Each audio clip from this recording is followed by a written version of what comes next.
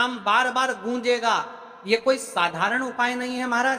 और ये जो पूर्णिमा है ये इतनी विशेष है, इस दिन किया जाने वाला ये उपाय यदि आपके घर का कोई भी एक व्यक्ति, माता बहन कोई भी हो, इस उपाय को करता है तो आपके जीवन में चल रही समस्या समाप्त होती है। हल्दी का दीपक और काली मिर्च ये आपके भाग्य को चमका देता है।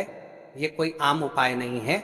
आज की इस पवित्र भाद्रपद महीने की श्री शिव महापुराण की कथा से आज हम जो आपको उपाय बता रहे हैं वह हर घर होगा, हर घर सदस्य इस उपाय को अवश्य करें।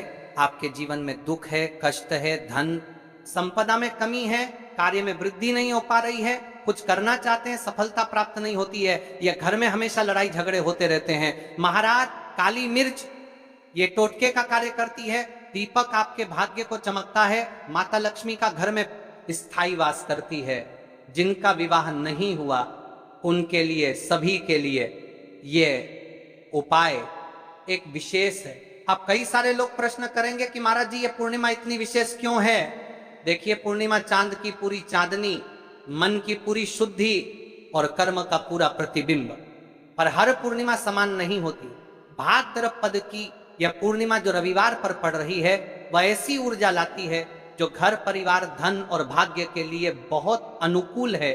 पूर्णिमा पर चंद्रमा प्रकाशित होता है। चंद्र का प्रभाव मन की शुद्धि और भावुकता पर होता है। अगले दिन से श्राद्ध पक्ष चालू होने वाला है, उससे पहले की पूर्णिमा है। तो दीपक का कार्य आपके भाग्य को चमकाएगा। 7 काली मिर्च ये कोई छोटा सा कार्य नहीं है। हो सके तो इस उपाय को घर पर करो, पर अवश्य करो। ये कोई आम पूर्णिमा नहीं, ये विशेष पूर्णिमा है। और जो उपाय आज बताए जा रहे हैं वे केवल इस पावन समय का ही उपहार हैं। 3 तरह का जल शिव को समर्पित होता है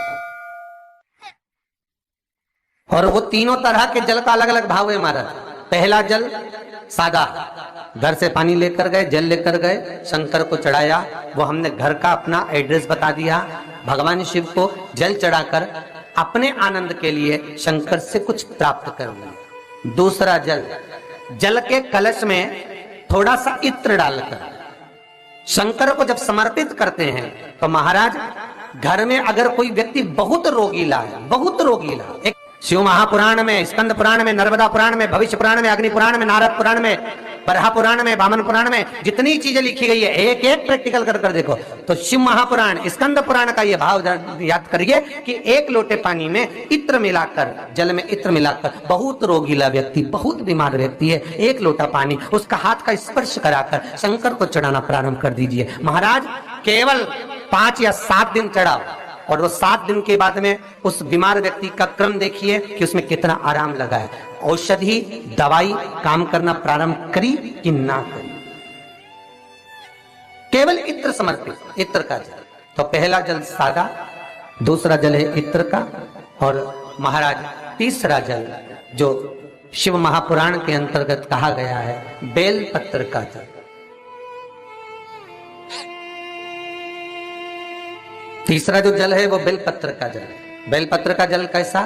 तो महाराज शिव महापुराण की कथा कहती है कि जल के पात्र में एक बेलपत्र अंदर डालकर उस जल के पात्र को ले जाकर शिव को समर्पित करना, अर्थात अपनी मन की कामना भगवान शंकर से कह देना। केवल बेलपत्र के माध्यम, बोलना नहीं है हमको, कुछ हमें कुछ कहना नहीं है।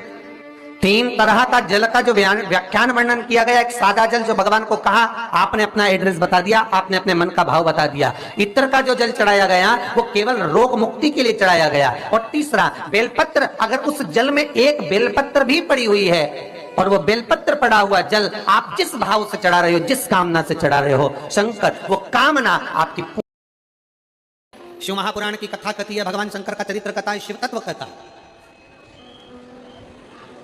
भगवान शंकर का पवित्र चरित्र कह रहा है, भगवान शंकर का पावन चरित्र वर्णन करता है। मान लो कोई व्यापार, कोई दुकान, कोई फैक्ट्री आपकी ठीक नहीं चल रही है। आप ठेला लगा रहे हो, सब्जी की दुकान लगा रहे हो, कोई दुकान खोलकर बैठे हो, कोई फैक्ट्री लगाकर बैठे हो, कोई व्यापार कर रहे हो और उस व्यापार में तुम्हें आनंद नहीं आ रहा, बहुत तकलीफ चल रही है, बहुत तकलीफ, सब कुछ करके देख लिया पर वो तकलीफ मिटी नहीं रही। तो थोड़े दिन, थोड़े समय किसी भी शंकर के मंदिर में बटकेश्वर महादेव के नाम से बेलपत्र चढ़ाने का तरीका जरा समझ लेंगे। आप अगर जिस दिशा में खड़े हो, अगर आप शंकर के शिवलिंग के इधर हो तो बेलपत्री का डंडी का मुख आपकी ओर होना चाहिए। आप इधर हो तो डंडी का मुख उधर हो, आप उधर हो तो डंडी का मुख उधर हो, आप इधर हैं तो डंडी का मुख इधर हो।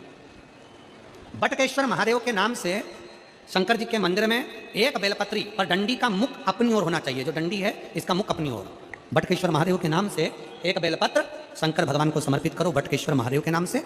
और बेलपत्र चढ़ाने के बाद में जो तुम्हारे कलश में जो जले, लोटे में जो जले, वो 7 बार, लोटे का जल 7 बार, 7 बार से मतलब अलग से लोटा भरना नहीं है, 7 बार उसी लोटे का जल जब बेलपत्र डंडी समेत समर्पित कर दें, 7 बार उस लोटे के जल को 7 बार बटकेश्वर महादेव का नाम लेकर अपनी मन की कामना कर बाबा से विनती करते हुए कि बाबा मेरी ये छोटी सी अर्ज स्वीकार करते, 7 बार उस जल को चढ़ाओ।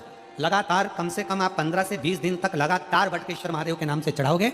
ऐसी कोई दुकान और फैक्ट्री नहीं तो चले नहीं और आगे बढ़े नहीं और काम सुलझे नहीं। हो परीक्षा घर की हो, परीक्षा समस्या की हो, परीक्षा कोई भी हो, अगर द्विजेश्वर महादेव का नाम लेकर एक लोटा जल जो देवादिदेव महादेव को समर्पित करता है, जिंदगी में कितना भी भारी दुख चल रहा है, आप 5 या 7 दिन रेगुलर लगातार प्रैक्टिकल करना चालू करो। भले आज से चालू कर दो। अगर बहुत भारी तकलीफ है, बहुत भारी दुख है, सामने खड़ा है कि ये तकलीफ बहुत भारी है, मिटी नहीं रही, आज से प्रैक्टिकल करना चालू करो। द्विजेश्वर महादेव का नाम लो, एक लोटा जल लो, शंकर भगवान को समझना जरा अच्छे से। जैसे ये शिवलिंग, ये जलाधारी, ये जलाधारी का भाग, द्विजेश्वर महादेव का नाम लेकर जो जल चढ़ाया जाता है वो यहां से चालू होता है। जहां से पानी बहकर नीचे जाता है ना, जहां से पानी बहकर नीचे जाता है तो यहां से जल चढ़ाना प्रारंभ होता है द्विजेश्वर महादेव का।